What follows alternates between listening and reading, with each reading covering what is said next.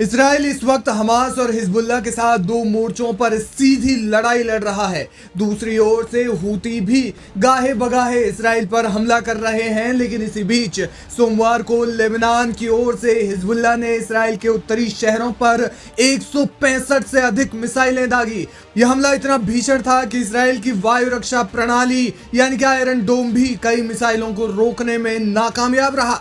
Hezbollah ने Haifa शहर में 90 से अधिक मिसाइलें दागी, वहीं गैलिली में लगभग 50 रॉकेट दागे। आईडीएफ ने एक बयान में कहा कि हमलों में एक बच्चे समेत कम से कम 7 लोग घायल हो गए हैं। हमले के बाद सड़क पर कई वाहनों में आग लग गई और रिहायशी इलाकों में कई इमारतें ध्वस्त हो गई। इस हमले का वीडियो भी सामने आया है। टाइम्स ऑफ इजराइल की रिपोर्ट के मुताबिक हिजबुल्लाह का इजरायली शहरों पर यह हमला ऐसे वक्त में हुआ है जब इससे पहले इजराइल के विदेश मंत्री गिदोन सार ने एक बयान में कहा कि लेबनान के साथ युद्ध विराम की दिशा में कुछ प्रगति हुई है।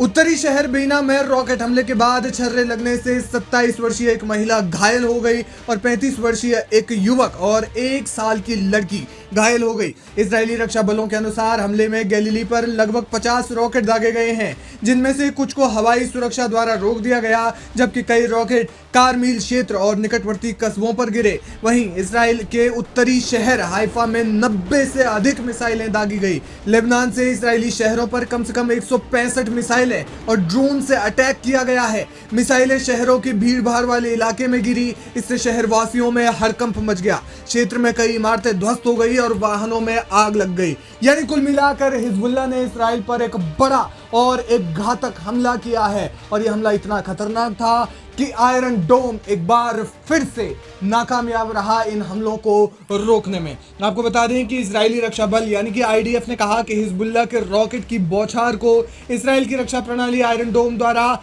कुछ रॉकेट्स को रोक दिया गया है, लेकिन कुछ रॉकेट हाइफा खाड़ी के आबादी वाले क्षेत्र में गिर गए।